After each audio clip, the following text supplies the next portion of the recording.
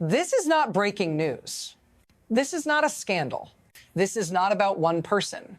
This is about what happens when power moves fast, but time refuses to cooperate. When something can be taken in a day, but cannot be held for a decade. When force works briefly and belief quietly disappears.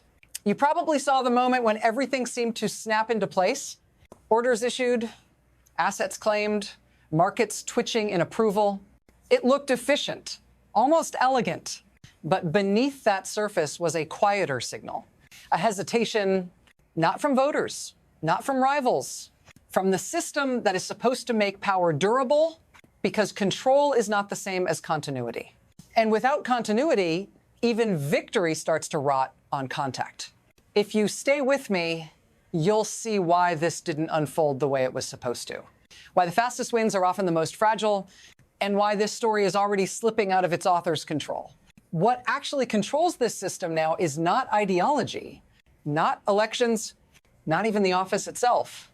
It is the expectation of stability, the belief that decisions made today will still exist tomorrow. Modern power runs on time horizons, oil fields, shipping lanes, infrastructure. They do not respond to speeches. They respond to guarantees. And here is the shift. The system no longer asks, is this legal? It asks, will this still be true after the next morning? Because when policy can change with a mood, risk becomes unpriceable. When contracts can be erased by announcement, capital freezes, not in protest, in self-defense. That is why this isn't about who sits at the center. It's about whether the center can bind the future at all. Force can compel compliance. Only credibility compels investment. And once those two drift apart, the system starts behaving in unexpected ways. Quietly at first. Then all at once. For a long time, this wasn't obvious because the change didn't arrive as a shock. It arrived as a habit.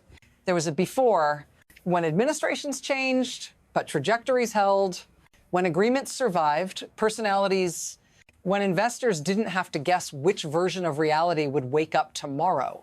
And then there is now where continuity is no longer assumed, where every decision carries an expiration date. This shift didn't announce itself. It was normalized, tweet by tweet, reversal by reversal. At first, the system adjusted. It shortened timelines, delayed commitments, added risk premiums.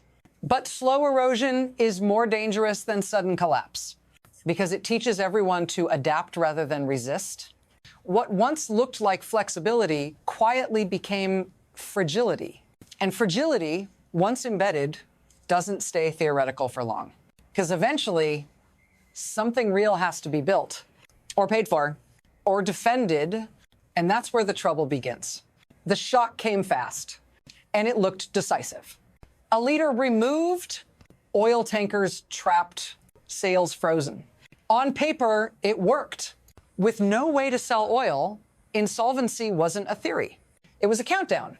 Weeks, not months.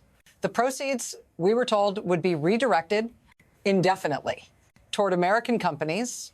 No invasion required, just control of movement, control of cash. Markets reacted the way markets always do to apparent certainty. Stocks jumped, momentum surged, but that reaction missed the signal hiding in plain sight. Because this wasn't a victory, it was a stress test. Behind closed doors, the people who were supposed to make this real were doing the math. Long timelines, past seizures, no guarantees. And they saw the same thing. This shock solved the present by poisoning the future. If this story were really about oil, it would already be over. It isn't. Stay with me. Because the real break didn't happen in Caracas. It happened in a room full of executives who realized something wasn't adding up. Here's the mechanism. It's not complicated.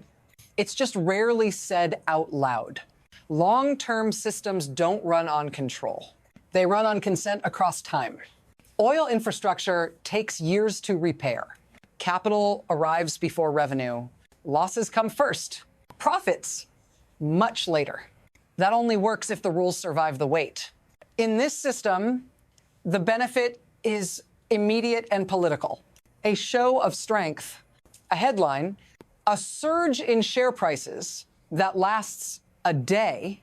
The cost is delayed and structural. It lands on whoever has to sign a check today for a promise that might vanish tomorrow. That's why the damage doesn't hit the state first. It hits the investor, the insurer, the boardroom, and once they absorb it once, they don't forget. Asset seizures aren't erased by new flags. Contracts torn up don't reset trust. So the system adapts again, it nods. It praises the opportunity, and it withholds commitment. Outwardly cooperative, internally frozen. This is how power loses leverage without losing force. And it's why the most important decisions in this story were never announced publicly. Because the next fracture doesn't come from resistance, it comes from hesitation. The pace accelerates here because patience runs out before capital does. Deadlines are imposed, urgency is declared, phones start ringing, act now, or miss out. But the numbers don't move faster just because someone wants them to. Infrastructure doesn't care about slogans. Oil doesn't flow on confidence alone. Behind the optimism, timelines stretch. Years of spending, years with no return, and hovering over all of it is one unspoken variable. What happens when the calendar turns? Because everyone in that room knows this part. Power changes hands. Policies reverse. Protections disappear. So the system responds the only way it can. Shorter sentences, careful language, no commitments. Yes, in theory. Yes, if conditions improve. Yes, once guarantees exist, which is another way of saying no. The pressure increases, the gap widens, and that's when something dangerous happens. The state needs speed. The market needs time. They start pulling in opposite directions. And once that happens, even overwhelming force can't close the distance. This is where it reaches you. Not abstractly, directly, because when long-term investment freezes, the costs don't stay in boardrooms. They leak outward. You see it as instability that never quite resolves. Projects announced, then stalled. Jobs promised, then delayed. You feel it as volatility masquerading as strength. Big moves, short bursts, no follow-through. And over time, that changes behavior. Companies stop planning. Workers stop trusting timelines. Governments start improvising instead of building. This system teaches everyone the same lesson. Don't commit. Don't wait. Take what you can while it's available. That is corrosive. Not dramatically, incrementally, and it creates a strange emotional dissonance. Everything sounds decisive. Nothing feels secure.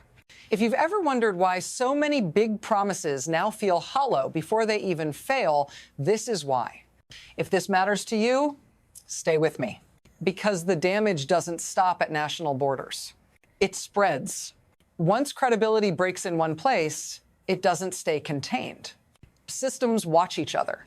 Markets learn fast. When contracts can be erased by declaration, others adjust preemptively. They shorten deals.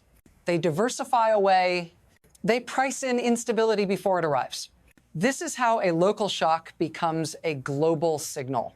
Partners start asking quieter questions. If today it's oil contracts torn up, what is it tomorrow? Shipping, technology, currency access, because the rule has now been demonstrated.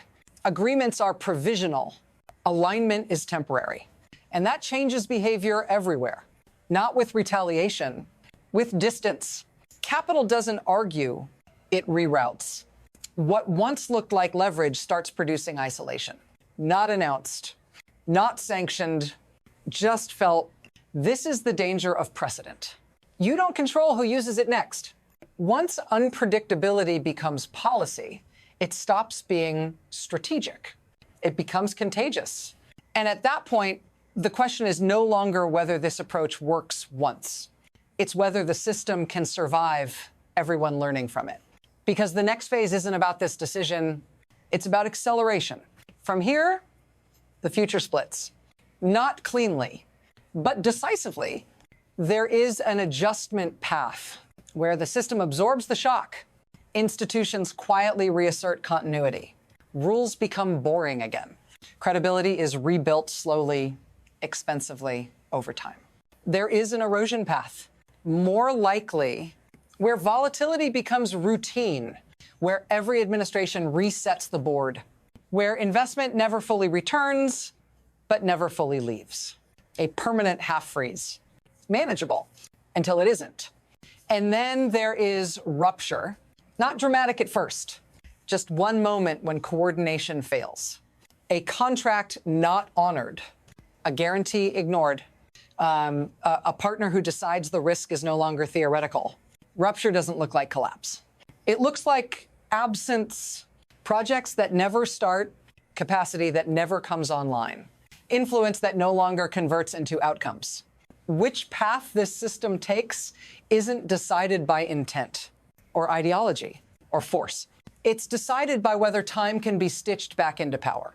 And that question is still unanswered because the next decision won't come with a warning label. And by the time the direction is clear, reversal may already be impossible. Nothing here resolves cleanly. It never does. Because systems like this don't fail when they lose power. They fail when power stops, meaning what it used to, you can seize assets, you can freeze sales, you can force compliance in the present tense. What you cannot seize is confidence in the future. That's the part everyone forgets until it's gone. And when it disappears, it doesn't announce itself as a crisis.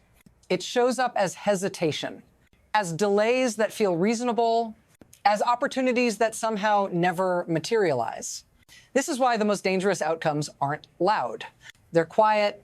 They look like success right up until the moment they don't convert into anything lasting.